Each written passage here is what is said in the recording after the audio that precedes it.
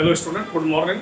आप function topic पर discuss कर रहे हैं। आज हम लोग फंक्शन में पार्ट 14 डिस्कस करेंगे। पार्ट 13 से हमने एक नया टॉपिक फंक्शन में डिस्कस किया था जिसे आप रेंज कहते हैं। मैंने आपसे बताया था कि रेंज के केवल एक ही मेथड नहीं है। जनरली केवल एक मेथड से क्वेश्चन बता दिए जाते हैं। रेंज के कई मेथड हैं। मैंने आपसे कहा था कि मैं 5 मेथड पर डिस्कस आपसे करूंगा। तो पहला मेथड पर मैंने 13 पार्ट में डिस्कस किया था कि x in terms of y, x की value in terms of y find out करते हैं और फिर हम फंक्शन को gy में कन्वर्ट कर देते हैं। और मैंने कहा था जो g का डोमेन होगा वही फंक्शन का रेंज होगा। आज हम लोग सेकंड मेथड पर बात करेंगे। देखिए आपके स्क्रीन पर डिस्प्ले है कि मेथड सेकंड क्या, यूज क्वाड्रेटिक इक्वेशन। अगर आपको क्वाड्रेटिक इक्वेशन दिया गया है तो आप उसका रेंज कैसे फाइंड आउट करेंगे। बहुत ही इजी मेथड है। तो क्वाड्रेटिक इक्वेशन में देखिए केस फर्स्ट में क्या है, इफ ए ग्रेटर देन, अगर ए ग्रेटर देन 0 होगा तो जो आपका फिगर होगा वह इस तरह का होगा, अपवर्ड्स होगा। ठीक है, यहाँ जो वैल्यू होती है यहाँ पर, इसको हम क्या लिखते हैं, माइनस, देखिए क्लोज ब्रैकेट में minus D upon 2a comma D upon minus D upon 4। और ये अगर ए ग्रेटर देन 0 है तो ये ऐसे जाएगा और ये प्लस इनफाइनाइट की ओर जाएगा। तो इसका जो रेंज होगा, इसका जो रेंज होगा वो क्या होगा, आपको माइनस वाई, ये एक्स एक्सिस है और ये वाई है। नहीं क्लियर हो रहा है, थोड़ा सा नीचे लिखा गया है तो मैं थोड़ा सा इसको सही कर दे रहा हूँ। यहाँ की जो वैल्यू है, ये वैल्यू ये क्या होगी, minus b by a upon 2a और माइनस डी अपान 4। क्लियर हो रहा है। हमारा ये x की वैल्यू होती है और ये y पर जाएगा तो इस फंक्शन का जो रेंज होगा, रेंज वह क्या होगा, minus close interval minus D by 4 से इनफाइनाइट। इसे आप कॉपी करें। d की वैल्यू आप जानते हैं, d इक्वल टू होता है b स्क्वायर माइनस 4ac। तो हम इस मेथड से भी रेंज फाइंड कर सकते हैं, बहुत ही आसान है। आप d की वैल्यू फाइंड आउट कर लेंगे। ये इनफाइनाइट होगा कब, जब a ग्रेटर देन 0 हो। अगर a लेस देन 0 होगा तो एक दूसरा केस होगा, उस पर डिस्कस करते हैं। इसे आप कॉपी करें।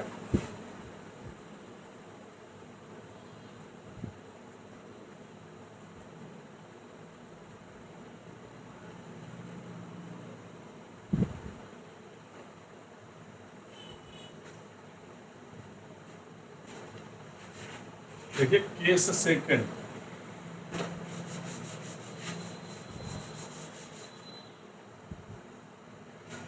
इफ ए लेस देन 0, इस केस में फिगर इस तरह का बनेगा। तो जो इसका रेंज होगा, देखिए यहाँ इधर ऐसे होगा, ये माइनस इनफाइनाइट, यहाँ पर वही वैल्यू लिखेंगे। ठीक है, तो यहाँ क्या होगा आपका, D by 2a upon D by 4a। तो जब इसका रेंज होगा जो, वह होगा minus infinite minus D by 4a close bracket. आइए इस पर हम एक क्वेश्चन सॉल्व करते हैं तो आपको और क्लियर होगा।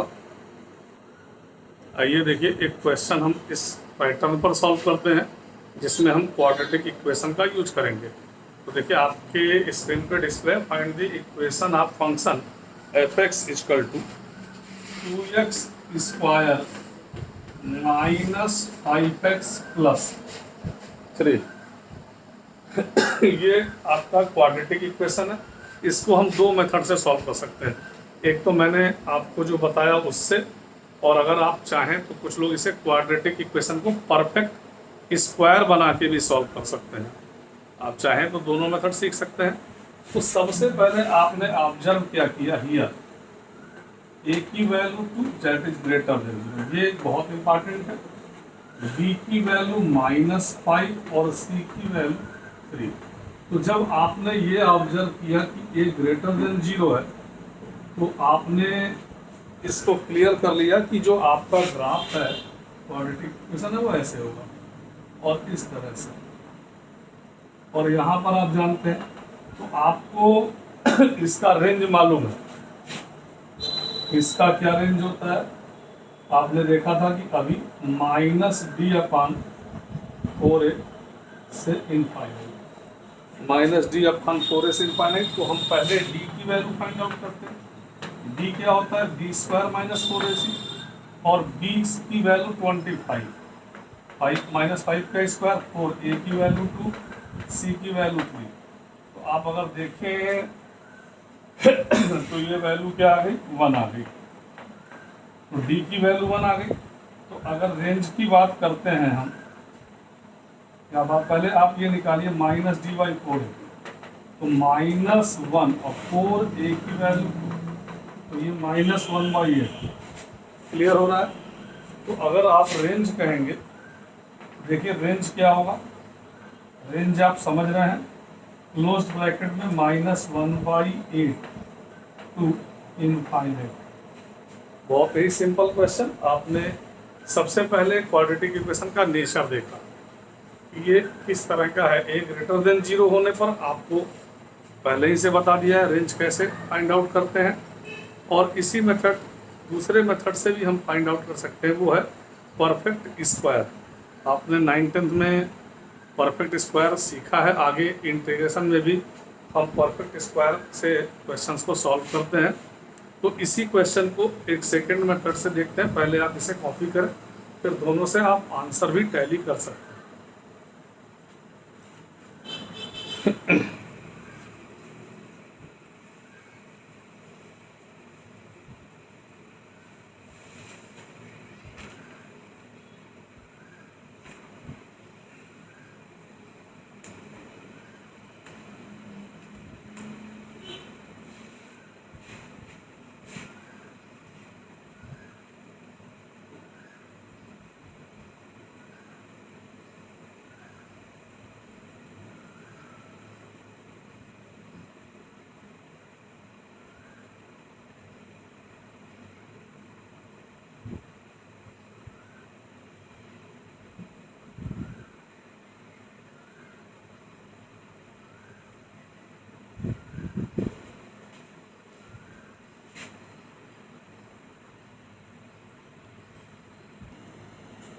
इसी क्वेश्चन को हम एक और मेथड से कर सकते हैं, क्योंकि कभी हमें इस मेथड की भी ज़रूरत पड़ेगी। इस मेथड में हम क्या करते हैं, सबसे पहले आप परफेक्ट स्क्वायर बनाएंगे। और परफेक्ट स्क्वायर बनाने का जो रूल है, सबसे पहले x² का कोफिशिएंट 1 करते हैं। तो अगर आपने x² का कोफिशिएंट 1 किया तो आपको इस तरह का मिलेगा। फिर आप जानते हैं, आपने परफेक्ट स्क्वायर बनाना सीखा होगा। अगर किसी स्टूडेंट को इसमें प्रॉब्लम है तो वो मुझसे व्हाट्सएप के थ्रू डिस्कस करेगा, तो मैं उसको बता दूंगा। अन्यथा सभी को प्रॉब्लम होगा तो उसको भी मैं बोर्ड के द्वारा सॉल्व कर दूंगा। देखिए x² का कोफिशिएंट पॉजिटिव होना चाहिए और 1 है। तो जो x का कोफिशिएंट है, तो x का कोफिशिएंट क्या है यहाँ, तो बहुत ही स्टूडेंट कहेंगे 1 तो x² का ना कोफिशिएंट है। हमने पूछा आपको कोफिशिएंट ऑफ x, और हिंदी में क्या बोलते हैं, x का गुणा, यानी x का किससे गुणा हुआ है। तो आप कहेंगे x में गुणा जो हुआ -5/2, तो x के कोफिशिएंट का हाफ करते हैं। तो अगर -5/2 का हाफ करेंगे तो वह -5/4 होगा, और उसका हम स्क्वायर करेंगे। तो अगर उसका स्क्वायर करेंगे तो क्या होगा, 25/16। क्लियर हो रहा है, x के कोफिशिएंट। तो x का कोफिशिएंट आपने देखा कि -5/2 है और इसके हाफ का स्क्वायर। लेकिन कब, जब x के स्क्वायर का कोफिशिएंट 1 है। तो आप 25/16 ऐड करेंगे और इतना ही सब्ट्रैक्ट करेंगे। अब देखें, अगर हमने ये और ये ब्रैकेट ले लिया और यहाँ माइनस है, तो ये इस तरह का होल स्क्वायर हो गया। और इसको अगर हम सॉल्व करें और इन दोनों का एलसीएम 16 ले लें, तो 2 8 जा 24 माइनस 20, तो 2x माइनस 5/4 का होल स्क्वायर, और इस 2 से मल्टीप्लाई करेंगे तो -1/8, ये आपको fx मिला। अब देखिए, इसमें हम क्या मेजर करते हैं, लीस्ट वैल्यू, सबसे छोटे से छोटा मान क्या हो सकता है। अगर हमने x माइनस 5 को 0 कर दिया तो सबसे छोटे से छोटा वैल्यू हमारा -1/8 मिलेगा, और सबसे बड़े से बड़ा x की वैल्यू हम कुछ भी रखेंगे, स्क्वायर करेंगे तो वो पॉजिटिव ही मिलेगा। तो सबसे बड़े से बड़ा वैल्यू इनफाइनाइट हो सकता है, और सबसे छोटे से छोटा वैल्यू, लीस्ट वैल्यू -1/2। क्यों? क्योंकि अगर हमने x माइनस 5/4 को 0 किया और x की वैल्यू 5/4 रख दिया, तो 5/4 रखने पर ये वैल्यू 0 हो गई, तो -1/8। और बाकी अगर इसी एक केस है सबसे छोटा मान, और कुछ भी आप x का मान लीजिए, उसका स्क्वायर करेंगे तो पॉजिटिव हो जाएगा, और जब ये पॉजिटिव हो जाएगा तो सबसे बड़ा वैल्यू आपका इनफाइनाइट तक जा सकता है। इनफाइनाइट तो नहीं, लेकिन इनफाइनाइट तक जा सकता है। इसलिए देखिए, अगर आपने यहाँ इसका रेंज फाइंड किया तो -1/8 माइनस क्लोज ब्रैकेट में, क्योंकि ये तो एग्जैक्ट वैल्यू मिलेगी, और यहाँ इनफाइनाइट। तो आपने इस मेथड से देखा, परफेक्ट स्क्वायर से भी देखा, इस फंक्शन का रेंज वही है जो आपने क्वाड्रेटिक इक्वेशन का यूज किया। अब हम लोग मेथड 3 में आपको रेंज निकालना ट्रिग्नोमेट्री फंक्शन से बताएंगे, जिसमें आपको sin x, cos x, tan x के ग्राफ्स आने चाहिए। हम ग्राफ की मदद से भी फंक्शन का रेंज ढूंढ लेते हैं। तो अब हम लोगों का जो 15 टॉपिक होगा, उसमें ट्रिग्नोमेट्री फंक्शन के द्वारा रेंज फाइंड आउट करना होगा। इसके बाद एक होता है यूज मोनोटोनिसिटी, इंक्रीजिंग और डिक्रीजिंग फंक्शन होते हैं, उसके द्वारा भी हम रेंज फाइंड कर सकते हैं। और जो लास्ट है वो होता है आपका यूज डोमेन रिस्ट्रिक्शन। कुछ डोमेन रिस्ट्रिक्शन होते हैं जिसमें हम पॉलिनॉमियल, ये परमुटेशन का यूज करते हैं, उसके द्वारा भी हम रेंज फाइंड आउट कर सकते हैं। Thank you. आप कॉपी ज़रूर करें, और उम्मीद है कि क्लास आपको समझ में आ रहा होगा, क्योंकि मैंने फंक्शन बिल्कुल बेसिक कॉन्सेप्ट से लेकर और इसमें फर्स्ट ईयर को भी इंक्लूड करते हुए आगे बढ़ते हैं। फिर हम लोग 1 1 function, into function, on to function पर डिस्कस करेंगे।